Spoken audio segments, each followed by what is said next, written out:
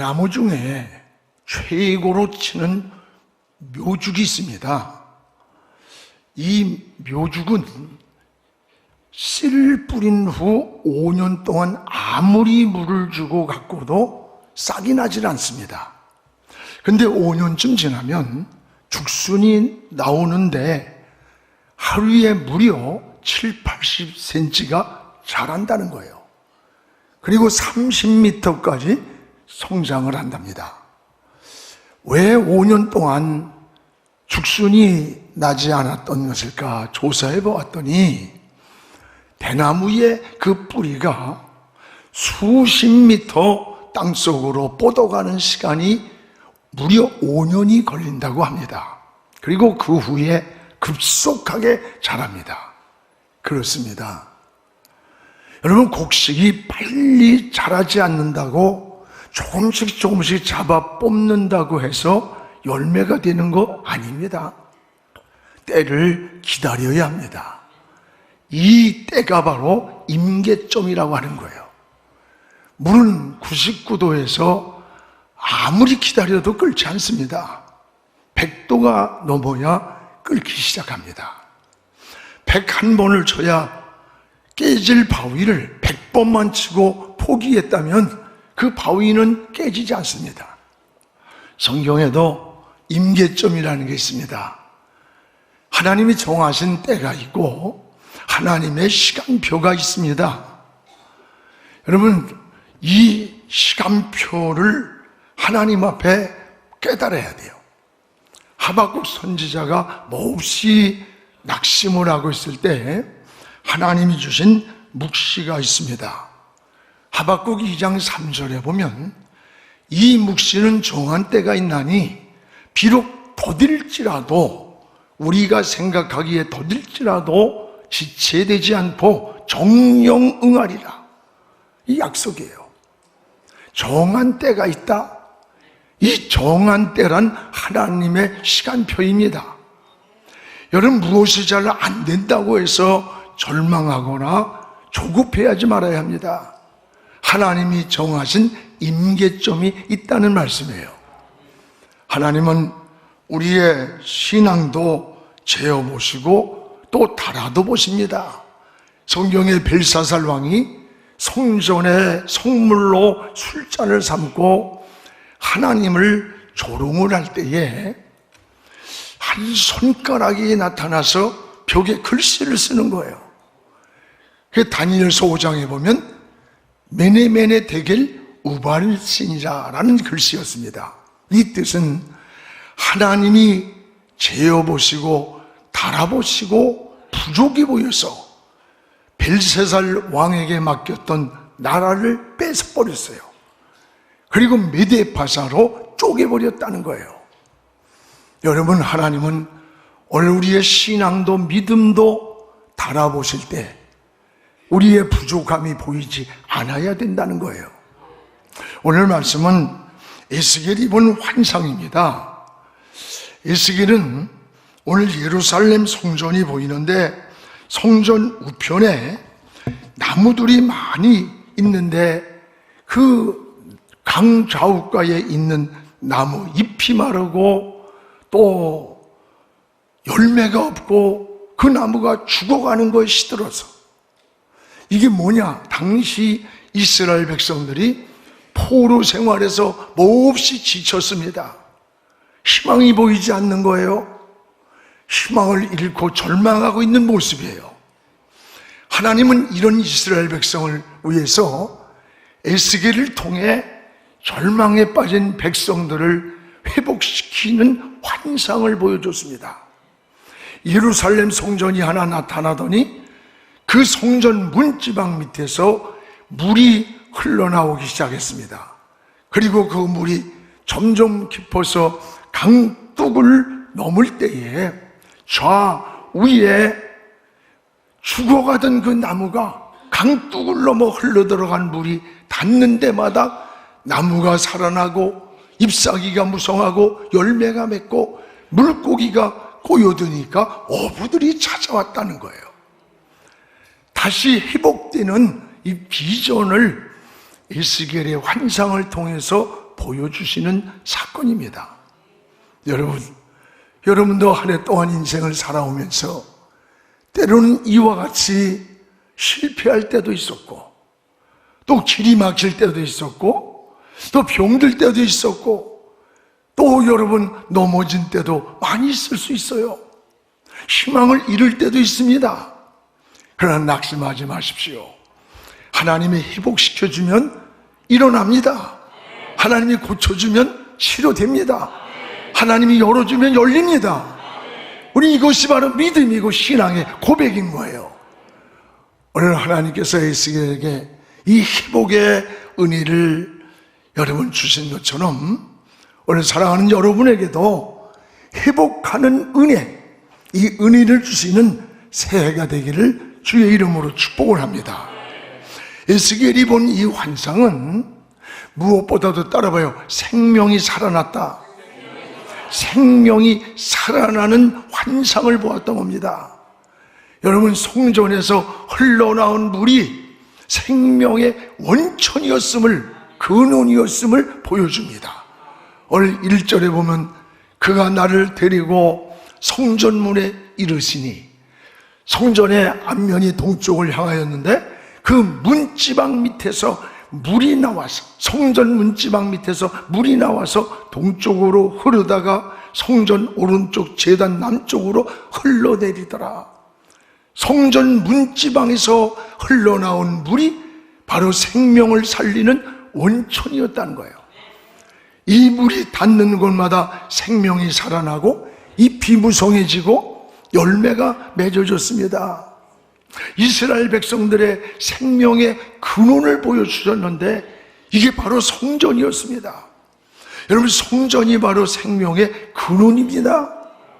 그래서 유대인들은 지금도 성전 중심에서 삶의 구심점을 정하고 산다고 그래요.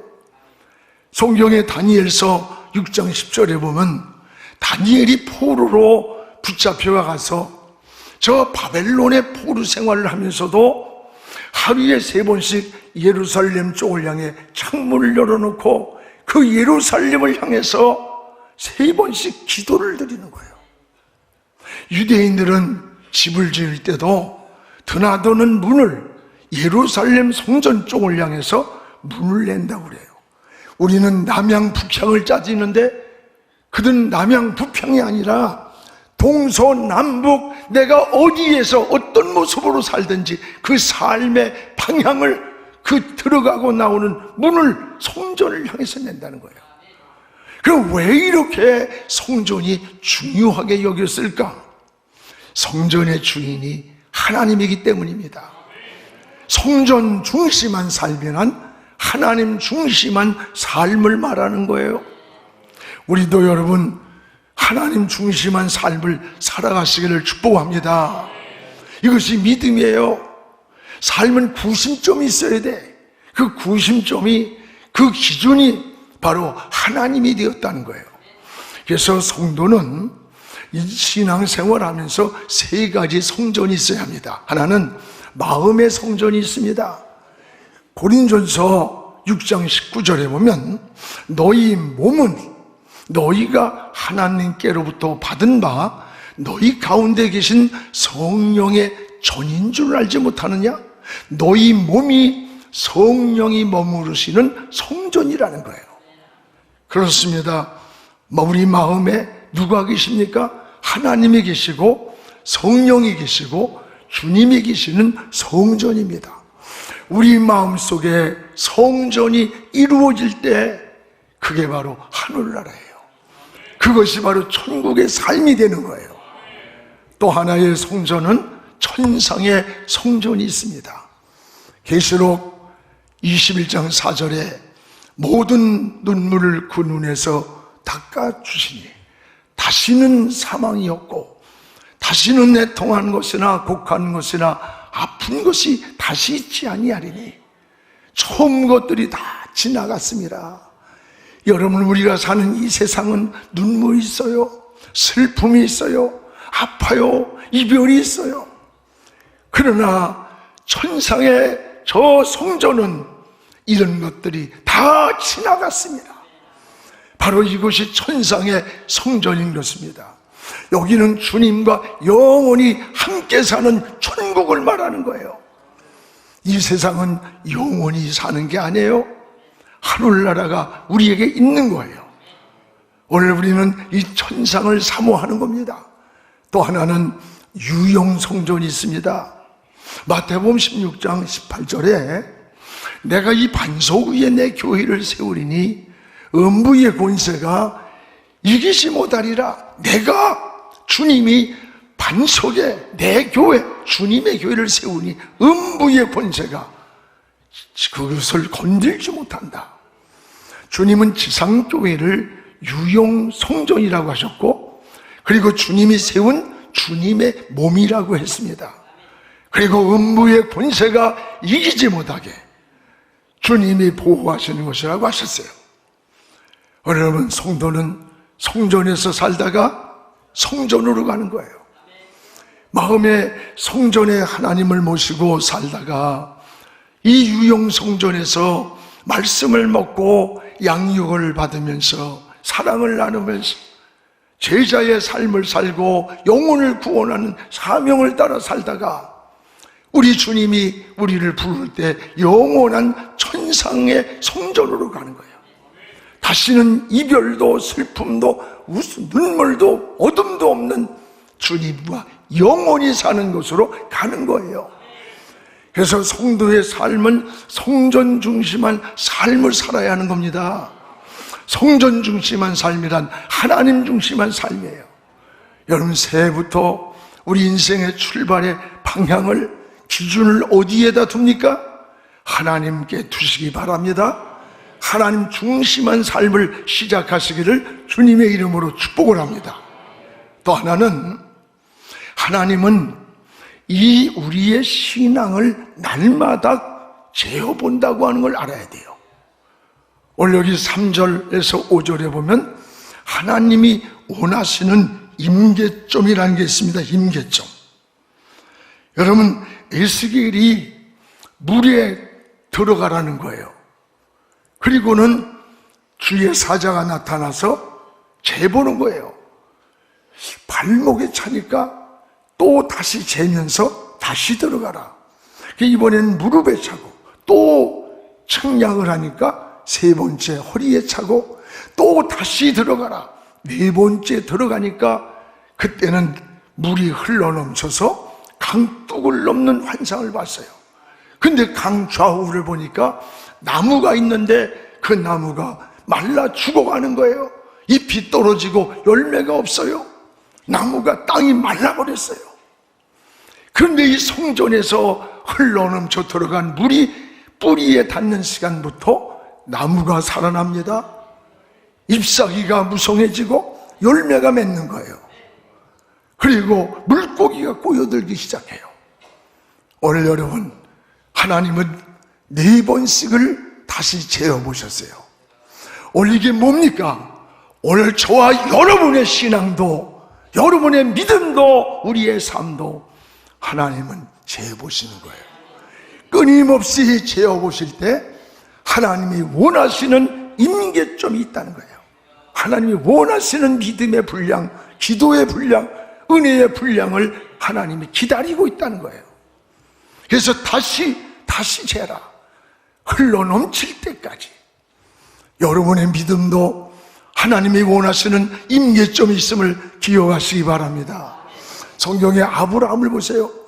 이삭을 제물로 드리라고 할 때 저 모리아 산까지 가서 이삭을 제물로 드리는 순간까지 하나님은 침묵하는 거예요.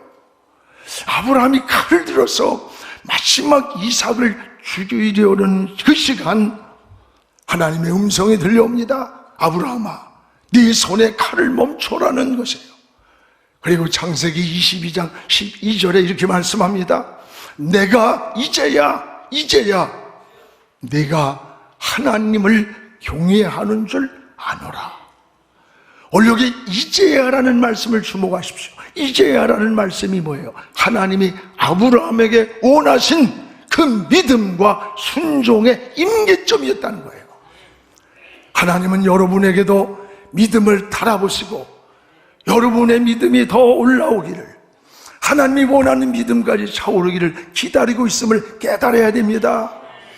또한 우리 믿음 생활도, 기도 생활도 하나님이 원하시는 임계점이 있음을 알아야 돼요. 다니엘서 10장에 보면 말일에 되어질 일을 깨닫기 위해서 다니엘이 21일간을 작정하면서 금식하는 내용이 나옵니다. 다니엘이 기도를 일주일, 2주일을 해도 응답이 없어요. 21일이 되던 날 다니엘에게 응답을 주는데 미가엘 천사가 내려와서 응답의 항아리를 안겨주며 하는 말이, 내가 첫 번째 첫날 결심하던 첫날에 내가 내 말이 응답을 이미 주었다는 거예요. 그런데 다니엘이 그 응답을 받아 누리기까지는 21일 후였습니다. 여러분, 응답을 받는 것과 누리는 것은 다른 거예요. 그래서 사람들은 이 기도의 응답에 대해서 굉장히 답답하게 생각해요. 많이 그럴 거예요. 그러나 간단합니다. 하나님이 원하시는 임계점이라는 걸 알아야 돼요. 하나님이 요구하고 있는 기도의 분량이 있어요. 임계점까지 믿음으로 우리는 인내하며 기다려야 되는 겁니다. 지금 기도의 분량이 하나님 보시기에 몇 퍼센트가 부족한지 우리는 몰라요. 이건 하나님만이 아시는 거예요.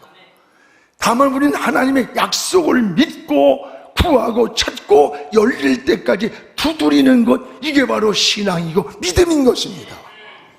사랑하는 여러분, 기도는 길 수 있습니다.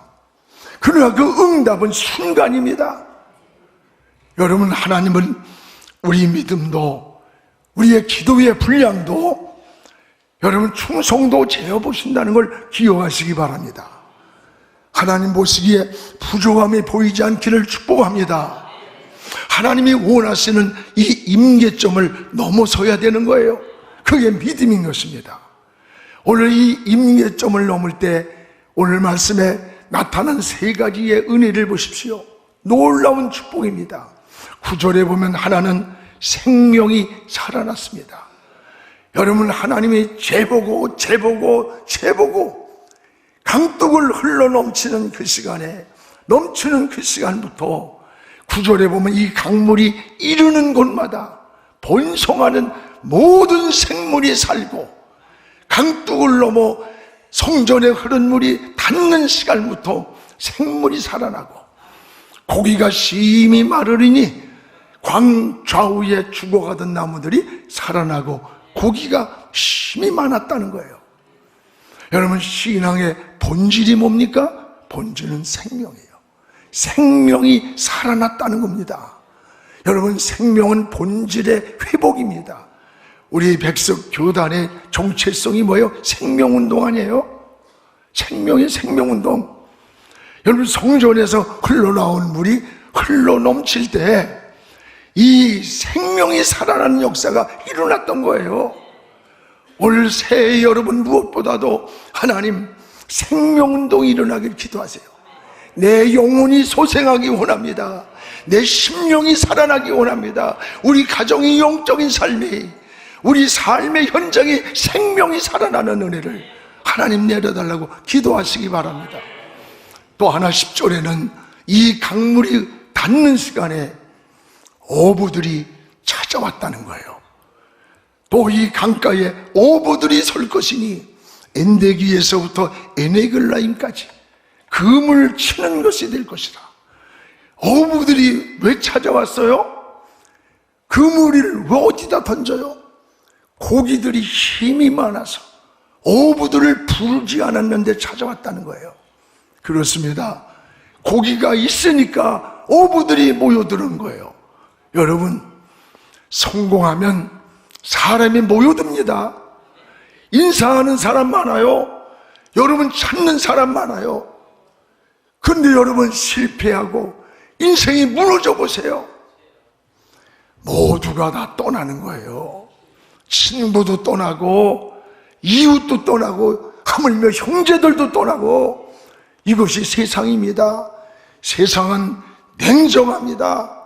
모든 게 상대적이기 때문에 그래요. 그러나 우리 주님은 여러분이 때로는 실패할 때도, 병들었을 때에도, 여러분 길이 막혀서 무너졌을 때에도 변함없이 우리를 사랑하고 우리와 함께 하시는 분, 그분이 바로 우리 주님이에요. 그러게 여러분 주님과 동행하시기 바랍니다. 이것이 인생의 진정한 성공입니다. 우리 그리스도인들은 좋은 직장을 찾아 여러분 찾는 것만이 능사가 아니에요. 좋은 직장 찾아서 이리 갔다 저리 갔다, 이게 능사가 아니야. 여러분이 들어가면 그곳이 좋은 직장으로 변화돼야 되는 거예요. 그리스도인은 축복의 땅을 찾아 헤매는 자가 아니에요. 여러분 까닭에 여러분이 머무는 그 직장이, 그 사업장이 여러분 까닭에 축복의 땅으로 변화되는 거예요. 성경에 요셉이 까닭에 애굽 사람까지 복을 주셨어요.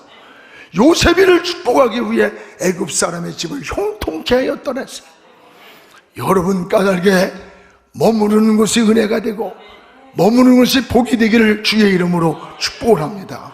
또 하나, 이 물이 성전에서 흐르는 물이 흘러넘칠 때에 달마다 좋은 열매가 맺었다 그랬습니다. 12절에 보면 강 좌우가에는 각종 과실나무가 자라서 그 잎이 시들지 아니하며 열매가 끊이지 아니하고 달마다 새 열매를 맺으리니 이 물이 송소를 통하여 나옴이라. 이 살리는 생명의 물이 어디서 나왔느냐? 송소로만 통하여 나왔다. 송소가 어디요? 하나님의 성전에서부터 흘러나온 물이 모든 생명을 살리고 많은 물고기들이 있고요, 어부들이 찾아오고 달마다 열매가 맺었다는 거예요. 그렇습니다. 축복의 원천이 성전이에요. 성전의 주인은 하나님이라면 우리는 하나님 중심한 삶을 살고 하나님께 목표를 정하고 하나님을 기준을 삼고 목숨을 걸고 새해를 출발하는 신앙 되기를 축복합니다. 나무가 지금 여러분 뭐예요? 물이 닿는 물가에 서 있기 때문에 지금 달마다 좋은 열매를 맺는다는 사실이에요. 여러분 우리 신앙도 은혜 안에 서 있으면 되는 거예요. 은혜 안에 서 있으면 열매를 맺는 것이고 그것이 축복이고 하나님의 은혜인 겁니다.